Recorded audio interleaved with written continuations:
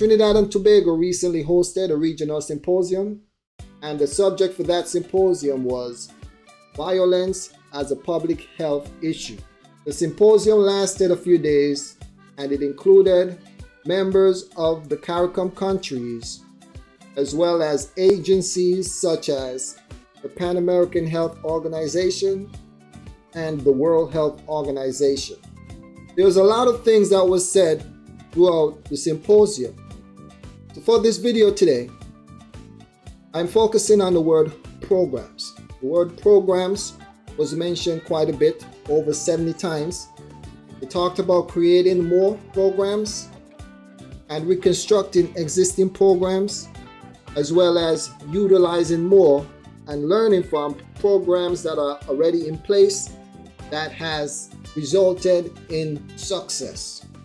The conversation of programs, when I put my notes together, goes for over an hour.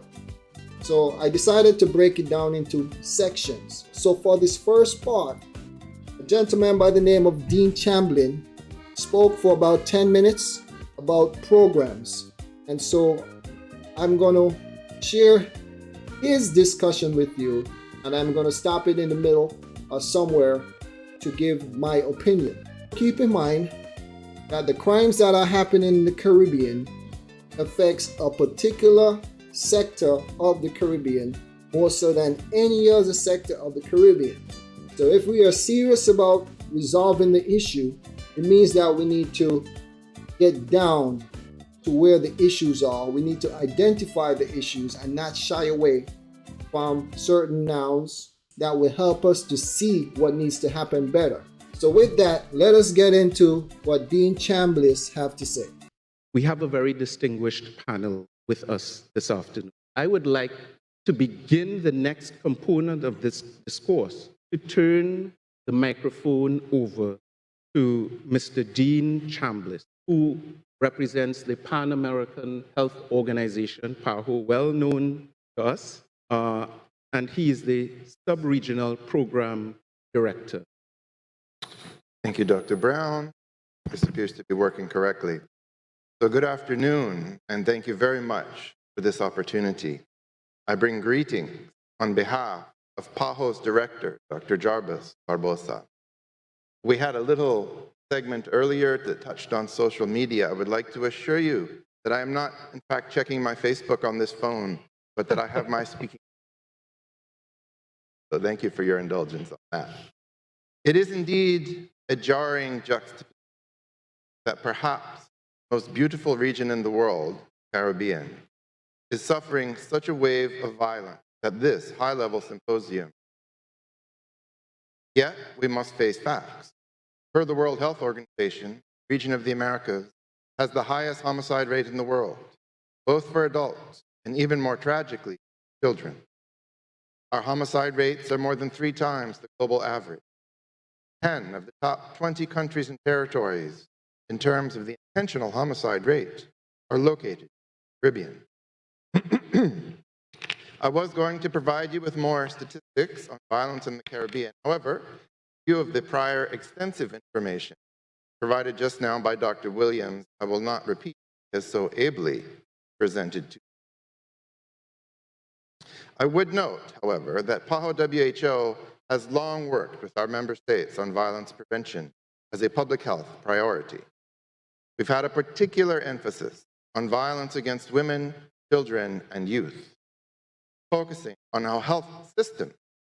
This guy cannot feel the same way I feel about the people in the Caribbean. They cannot. They have a different purpose. It's business. But this guy is talking about the focus being women and children. When we are talking about a holistic situation that is impacting 9 times out of 10 the young men in the Caribbean. They are the ones doing the crime. They are the ones getting affected by the crime. And it is also affecting mothers and fathers. My thing is, we should not allow anyone to come and bring their gender wars into the Caribbean. And I did have a conversation with a female about this because I wanted to get her perspective. And of course, she kind of got me to look at it from a slightly different angle. But at the end of the day, we still agree that the issue is violence, and the people who are getting killed are mostly young men, and the ones who are doing the crime are mostly young men. However, I'm pretty sure they are not the ones supplying the weapons and stuff like that. That's when you get into the older groups. So that's the one part I wanted to point out first of all, where he started talking about special emphasis on women and children. No, we need to put special emphasis on crimes in general. Can help to prevent, respond to violence as part of a multi-sectoral response. One thing has long been clear, and that has been re-emphasized at various points today, that fighting crime and violence is a whole of society struggle, from parents, teachers, to health workers, to church leaders, to policemen. We must all work together as we deal with this most pressing, challenging problem. Tahoe applauds clear-eyed commitment by Caribbean leaders gathered here today to tackle violence in our societies with fresh ideas and evidence-based approaches. All right, so this is another thing I cannot wrap my head around. This is an issue that affects African children, children of African descendants. There are Asian communities, there are Indian communities who do not have the level of violence that we have in our communities. And the fact that grown men of African descent, have to run to everyone else and to tell them, hey, make our issue your issue. It is a community issue. One of the nouns that they choose to avoid saying, even though they say that the ones who are doing the crime is roughly between age of 18 and 35, they are the ones who's doing the crime. Why are you guys so scared to say that it also includes African or Black children? No one wants to say that. And if you hear anyone say that throughout any one of these videos, copy paste it and send it to me, and I will send you $100. A public health approach to violence prevention recognizes that different forms of violence intersect and compound each other. As highlighted earlier by the Trinidad and Tobago Commissioner of Police, a public health approach to violence includes 4 steps. Step number 1, defining who is most affected by what forms of violence. Okay, step number 1 is identifying who is most affected. Who is most affected, but they're not saying it. They are not saying throughout the entire symposium, I have not seen it. As a matter of fact, I will up the number to $200. If anyone can find throughout these 3-4 days of regional symposium where they specifically say that what is happening in the Caribbean is impacting African children, children of African descent more than anything else. The next thing is this. If they say anything about generational trauma, because I know a lot of African people who are doing well, they try to use their success to kill anyone else's reason as to why generational trauma can be an issue. But it shouldn't be like that. Because I am doing much better, it doesn't mean that everyone else should be doing better. Their upcoming could have been different. Their experiences could have been different. But the fact that there's one common denominator, why is that never a discussion? What has changed since 1930s to now as it comes to the social hierarchy? Nothing has changed. Those who are at the bottom still remains at the bottom. The strategy has gotten a lot better for those at the top, so they realize that, hey, if we pull 1 or 2 of them up here, then we could use that 1 or 2 person to kill these people argument and stuff like that. But here's the thing, we don't have to use that as an excuse anymore. If we start addressing our issues ourselves, what we can do is create a plan and then tell them how they can help, because they should help. They should help because many countries are still benefiting from those atrocities that was done. And those are the facts. So if we really want to get down to the matters, let us stop playing these silly games, because that is what upsets a lot of the youths out there. The youths, many of the youths who committing those crimes and violence are not stupid. They are very intelligent and they can see what is going on. So on the flip side of that, many of who you think is intelligent are people who simply have their identity totally created by someone else. And so they feel that they have the answer. And sometimes it takes them to get sick or later on in life to realize that they were going the wrong way. So if we are not building our house, if we are not building a house for the generation of tomorrow to have their house, then we are going in the wrong direction. If we are only helping someone to maintain the status quo, to maintain the positions, and for us to constantly be workers and laborers to keep their vision and their system in place, then we are not right in our head. It's okay to work for someone and do whatever you do, but at the end of the day, we should want to build our own home, our own structure, because guess what? There's no other group outside of us who needs us for them to survive. However, we need groups that are outside of us to survive. And that gotta stop. We have to fix that. Step number 2, why does it happen? Identifying risk, protective factors. Step number 3, how can we try to change it? Developing, testing, prevention strategies in selected target communities or other settings for proof of concept. Step 4, how to scale up to learning. We need to assure widespread implementation, effective strategies, expanding to the national level and examining sustained impact. PAHO WHO recommends a range of cost-effective, practical interventions that can lead to real change. What expertise does the PAO have? I understand that a doctor may have experience because they have dealt with certain patients, but tell me, when it comes to the African people, how many of them have the PHO dealt with as far as societies, and they are fixed? None. So the situation is different. You can't treat this as if it's COVID. You cannot treat this as if it is some disease or some other craziness out there, like so many people try to correlate it to, because it is different. Resolving this issue is going to affect a lot of people money. These people that you're sitting down with, many of them, is going to affect many countries if you resolve the issue for real. So they don't want to resolve it. All we got to do is look at what everyone else is doing. Look at where everyone else is in the world. The Asians do not need us to survive. The man in Europe, Britain, do not need us to survive. But anytime there's a hurricane, we cry out to Britain, we cry out to the US, but we have all these neighboring countries. We have Africa over there. But you're trying to tell me, is it something with us?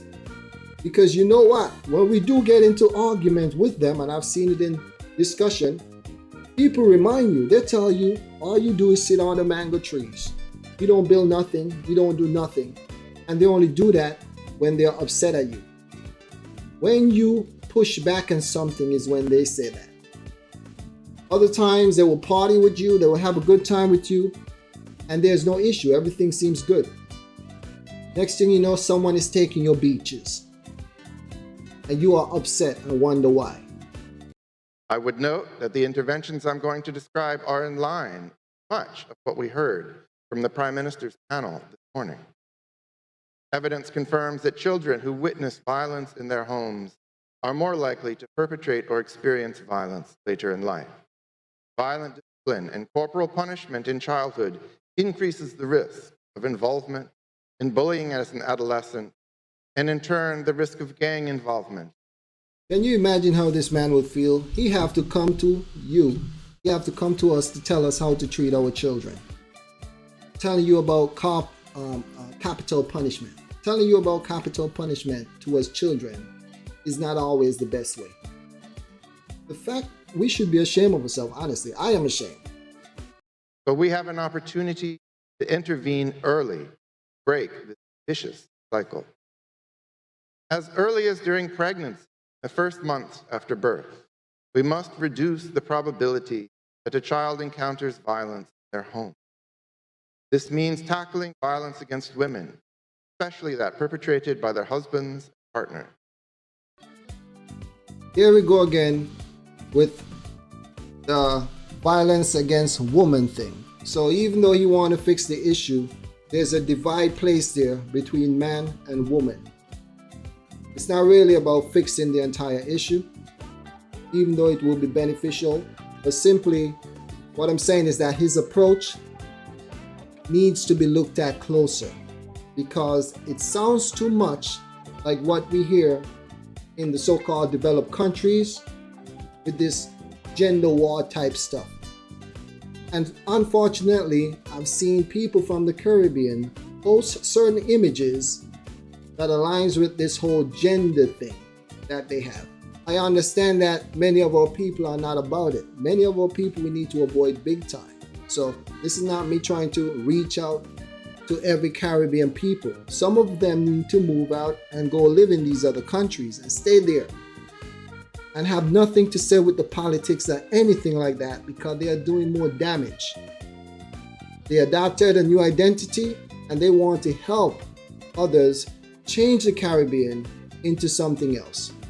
And they are ignoring all the corruption and all the chaos and all the bickering that are happening in this new country that adopted them. Why would you want to change the beautiful Caribbean into that? Don't you realize that you are getting pushed out? People are coming in, they're going to buy the land, raise the prices, and in a few years, your children will not be able to afford staying there. So they're going to all move away.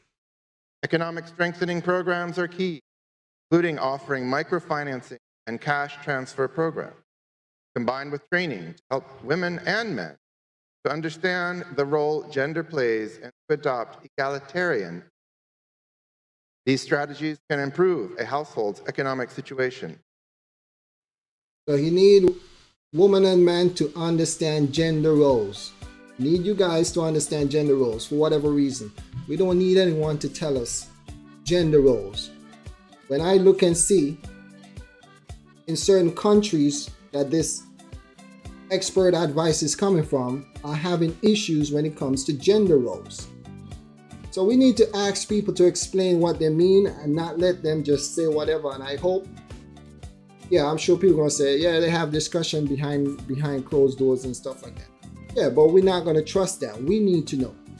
I should know what they're talking about, because I don't know what he's talking about. Gender roles. What is a gender role? For him, it's not going to be the same for everyone. We have to make sure we're on the same page. So even though he said gender roles, we got to ask, what do you mean by that? Because many of these people like to play around with words and play politics and stuff like that. And they are not in the mouth of the beast. They are not the one whose community is going through the crisis. So we need to take this serious. We need to take this more serious than anyone else, because it affects us. They cannot take it as serious as us. But when you are in a room, when you're trying to make decisions with people who are not serious about what you're trying to do, then they can cause things to stagnate. And this has been going on for too long. It's been growing. It's going in the wrong direction. And many of the approaches that politicians has used have not been working. These kids need to know their identity. Sure, they talk about the education system, but what do you mean? What do you talk about changing? Talk about programs. What are these programs teaching the youth?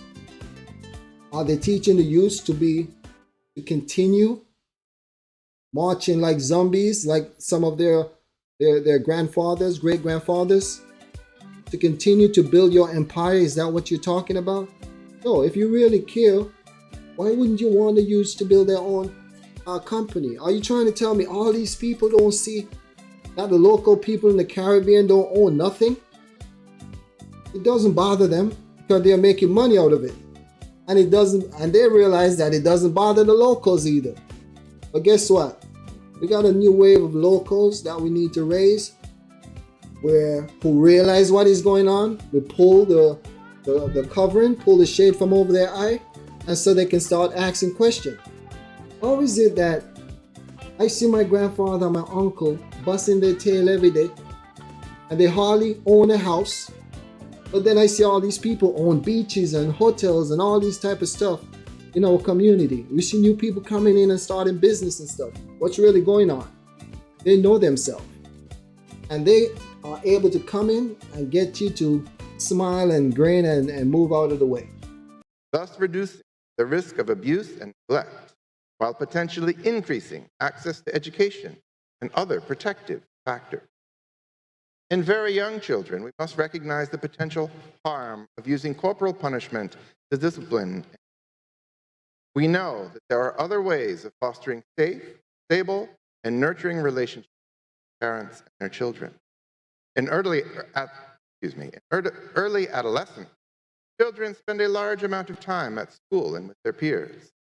They may be involved in bullying and physical fights as victims or perpetrators. The right school environment can turn this around. For older adolescents and young adults may be at particular risk or already engaged in violent activity, it is critical to consider mentoring such as Big Brother and Big Sister programs, connecting at-risk youth with role models in their community. When responding to offenders of violence, we must recognize there remain many gaps in information about what works to rehabilitate offenders. Especially for younger offenders, we must do better in offering mental health and counseling services that foster positive behavior change. The interventions I have mentioned must be supported by community-level initiatives that benefit all. This includes, for example, improving the safety of the environments in which we live, work, and play. I want to reiterate that we all have a role to play at home, at work, at church. In our day-to-day lives, we can demonstrate to family, friends, and neighbors, and our youth, that violence is never acceptable. We are not helpless. Violence is preventable. The strength of a public health approach to violence is its emphasis on the evidence for what works. When the stakes are high and when resources are limited, we must be guided not by hearsay and anecdote, but by interventions that have been proven to work. Every individual. By intervention that has been proven to work. And this is where we need to ask questions. Like little kids who are very inquisitive and they want to know what something means. Intervention that are proven to work. I heard a lot about COVID and taking on a lot of that approach, the approach to COVID. What does that mean exactly? Well, they kind of explain it as they went on. But should we challenge politicians to be more creative? Why are you trying to treat this situation like COVID? Why is COVID like the standard? This is much deeper than COVID. You're not going to give somebody a pill and then track some paperwork and say, oh, because you take the pill, we know that your mental state is okay. What part of COVID are they talking about? Are they thinking about giving people curfew? Are they talking about giving people curfew until they resolve the situation? That is very easy. These ideas that I've heard, some of them that I've heard so far, doesn't require any type of thinking. If someone gets the resources, you give a 17-year-old the resources, an army, money and so forth, the easy way out is to say, okay, we're going to lock down people. But there are after effects to that. If you're going to continue putting Band-Aid over stuff and not get to the root cause of the issue, then it's going to be there. It's going to show its face again. Maybe not during your time, but it's going to show up again, and our children will have to deal with it. So I think it's about time that we stop passing it on to the next generation to deal with and tackle the real issues.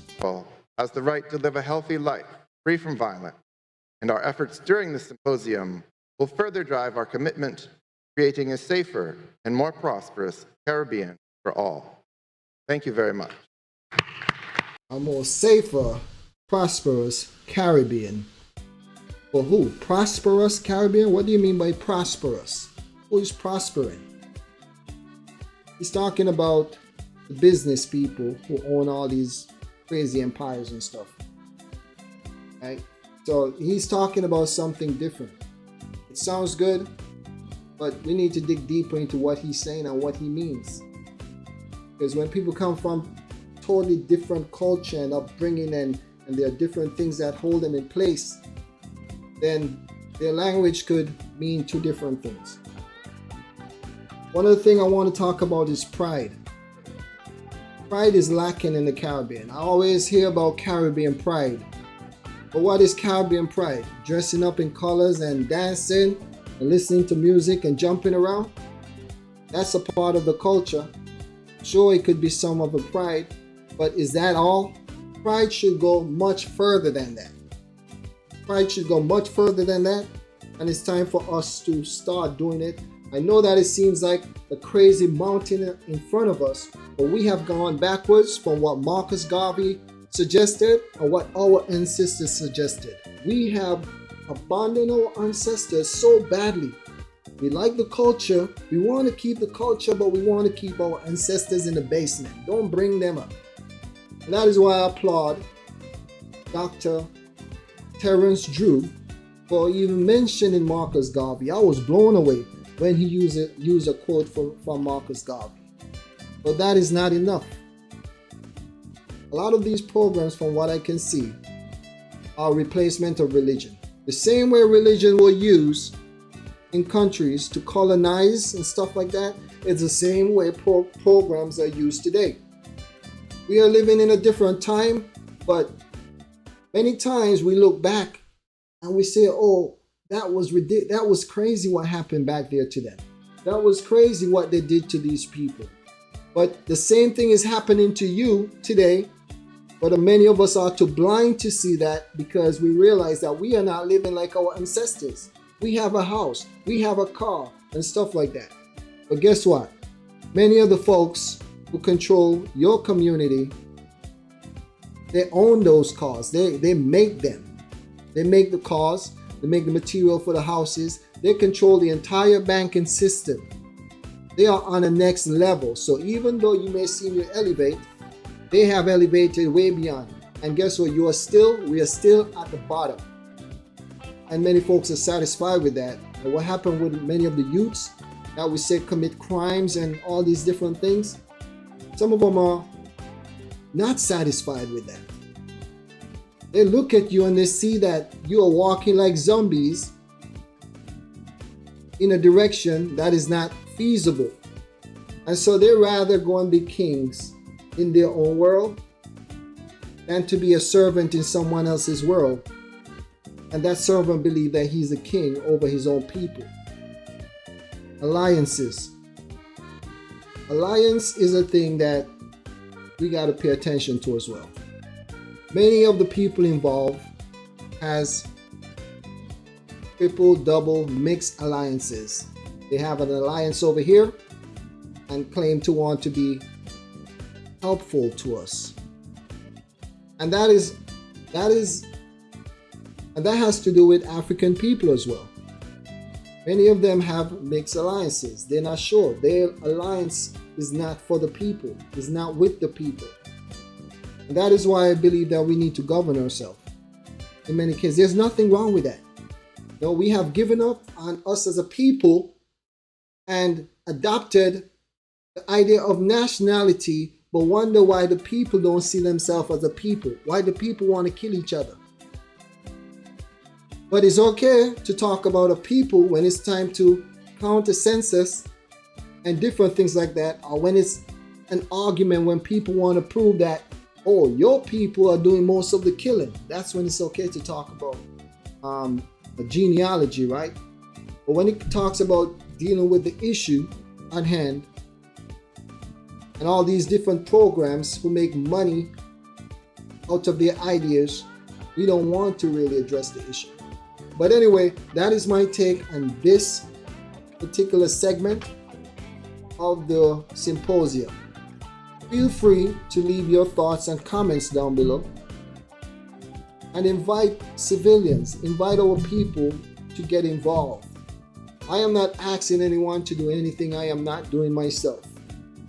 I'm not simply involving myself with words, but I'm involving myself in every other aspect that I could involve myself in. Okay? So it's time for us to do our part as a civilian population, Africans in the Caribbean. We cannot leave it up to the government to do their part, because the government only have so much flexibility. They are monitored, they are controlled. They can only do what aligns with their bosses. The diaspora need to be paying attention to this. Politicians need to be paying attention to this. There's no reason why so many years after slavery that we are still in the position that we are in. It has a lot to do with your education system that many of you admitted. Why haven't we reconstructed that as yet? And I'm simply talking, and I am doing my part to try to help in whatever way I can, but I am not in the educational field. So if I have to invest some money to help, I will help. But one person cannot do it all. Not saying I'm the only one doing it. We need a collective. We need to get for real. We can get together and party and clown and joke and have a good time all day. Not thinking about the ones who are sponsoring that. The ones who are sponsoring that are the ones who are going to control your culture in the future, are the ones who are going to push you out. They are the ones who's going to take your beaches and all the type of stuff. Look out for the next video. We're going to continue talking about programs as it relates to the regional symposium. Till next time, be blessed.